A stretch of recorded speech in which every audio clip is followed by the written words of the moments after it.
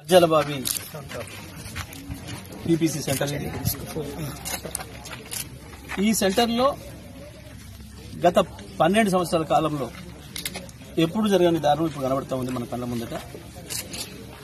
ఈ ప్రభుత్వ నిర్లక్ష్యం వల్ల నెల 15 రోజుల నుండి రైతులు తీసుకొచ్చి కష్టపడి పండించి పూసిన ధాన్య రాసులు మీకు కనబడుతున్నాయి వందలాదిగా.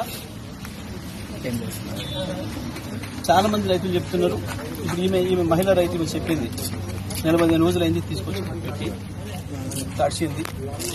మధ్యలో నా కొడుకు యాక్సిడెంట్ కూడా అయింది, ఇక్కడికి వస్తుంటే నేను కొన్ని రోజులు హాస్పిటల్ కూడా వెళ్ళాల్సి వచ్చింది అని చెప్పి మీరు విన్నారు అందరూ కూడా. సో అట్లా ప్రతి రైతు ఎక్కడికి వెళ్ళినా దాదాపుగా ప్రతి ధాన్యపు రాశిలో అంచబడి మొత్తం కూడా ఇదే పరిస్థితి. ఇవాళ ఈ జిల్లా మంత్రులు వాళ్ళ కోతలకు అడ్డే ఉండాలి. గాలి మనుషులైన గాలి మోటార్లు చెప్తున్నారు, గాలి మనుషులైన తప్ప రైతాంగం కూడా వాళ్ళని మర్చిపోయే పరిస్థితి వచ్చింది. మీ ఎమ్మెల్యే ఎవరు అని అంటే ఇంకా భూపారెడ్డిని చూసి ఈయన అనుకునే పరిస్థితి వచ్చింది రైతాంగం. నన్ను నువ్వు కదా సార్ అంటున్నారు. నేను చేసిన పని అంటే గుర్తుంది వాళ్ళకి. మేము మోసపోయినామని మధ్యన ఇంకొక ఓటు వేయడం ద్వారా ఇక్కడ కొంతమంది గాలి మనుషులు గెలిపించుకున్నామనే సంగతిని కూడా పాపం వాళ్ళు మర్చిపోయారు. ఎందుకంటే వాళ్ళ పని విధానం గట్లా ఉంది.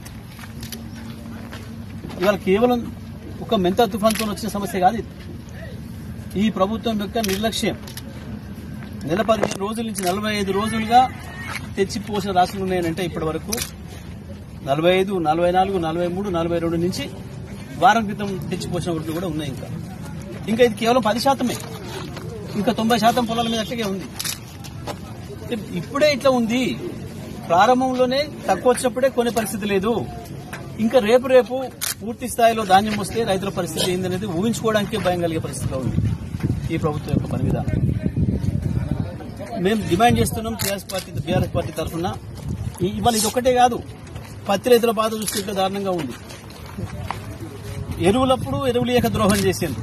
వాస్తవానికి ఈ పంట రావాల్సిన దానికంటే సగమే వచ్చింది. ఎరువులు ఇవ్వకపోవడం వల్ల, సమయానికి ఎరువులు ఇవ్వకపోవడం వల్ల పంట దిగుబడి తగ్గింది.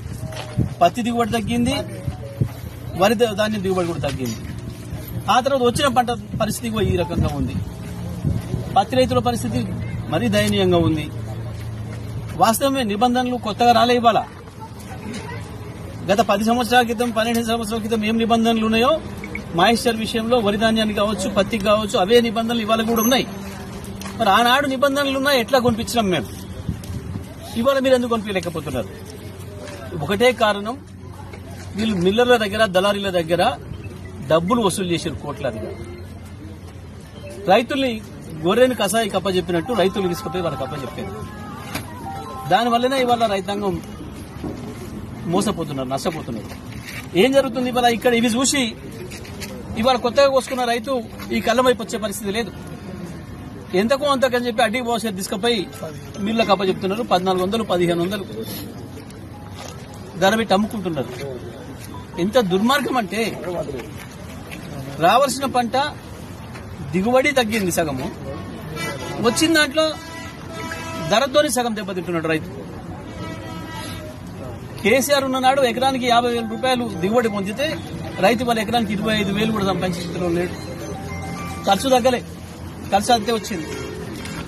రైతుకు రూపాయి మిగిలే పరిస్థితి లేక అప్పుల పాలయ్యే పరిస్థితికి వచ్చింది. ఇవాళ ఈ కాంగ్రెస్ ప్రభుత్వం నిర్వాహకం వల్ల రైతు మళ్ళీ అప్పుల పాలై 2014 ముందు ఏ పరిస్థితి వచ్చిందో అదే పరిస్థితికి రైతు దిగజారే రోజులు వచ్చినాయి. మళ్ళీ మేము ప్రభుత్వాన్ని డిమాండ్ చేస్తున్నాం. ఈ జిల్లా మంత్రులు మీరు జల్సాలు ఆపి, మీరు ముంబైలు దుబాయ్లు తిరిగి విందులు వినోదాలు తిరగడం ఆపి, మీకు ఓట్లేసిన రైతాంగం ఏ రకంగా ఇబ్బందులు పడుతున్నారో వచ్చి చూడాలి. రైతు కళ్ళాలలో తిరగాలి. వచ్చిన ప్రతి గింజను ప్రభుత్వం కొనేటట్టుగా చూడాలి. మీ బాధ్యత. గత సంవత్సరం యాసంగి ఒట్లిచ్చిన రైతులకే ఇప్పటి వరకు కూడా బోనస్ ఇవ్వలేదు. 1000 కోట్ల బోనస్ అది అట్లా ఎగ్గొట్టున్నారు. ఇవాళ కనీసం కొనడం లేదు. ఎందుకంటే కొంటే రైతు పైసలతో పాటు బోనస్ అడుగుతాడన్న భయం ఉంది. మార్కెట్ వదిలేస్తే పాపం రైతు కషాయంలాగా పోయి అక్కడ 1500కు అమ్ముకుంటాడు.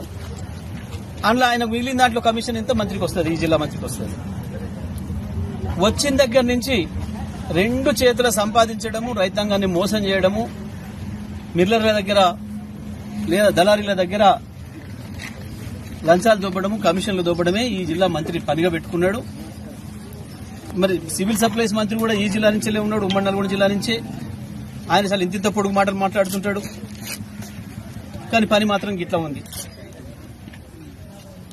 నేను డిమాండ్ చేస్తా ఉన్నాం, తుఫానుకు సంబంధించి ఉన్న పొలాల మీద నష్టపోయిన రైతాంగం, అది పత్తి కావచ్చు, మిర్చి కావచ్చు, వరి ధాన్యం కావచ్చు, ఏదైనా కావచ్చు, దానికి సంబంధించి ప్రభుత్వం ఏ రకంగా సహాయం చేస్తుందనేది ప్రకటించాలి.